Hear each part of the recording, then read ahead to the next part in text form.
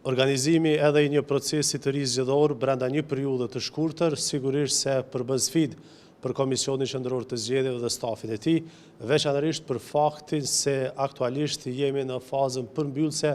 të administrimit të zgjedhjeve lokale. Gjithashtu, data e re e zgjedhjeve nënkupton për KQZ-n mbajtjen e ditës së 4 zgjedhore brenda të njëjtit vit. Megjithatë, Komisioni Qendror i Zgjedhjeve, si gjithmonë, do të veprojë në përputhje me mandatin kushtetues dhe ligjor, si dhe do të ndërmarrë të gjitha veprimet e nevojshme për mbajtjen e zgjedhjeve të reja.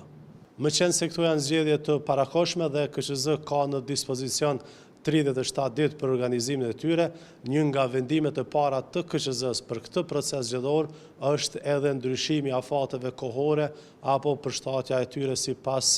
nevojës në pajtim me rrethanat. Komisioni Qendror i Zgjedhjeve do të caktojë në mbledhjen e radhës afatin për partitë politike për të formuar koalicione zgjedhore, pastaj afatin për subjektet politike për të certifikuar dhe dorëzuar listën e kandidatëve për deputet, si dhe periudhën e fushatës zgjedhore. Po ashtu, KQZ do të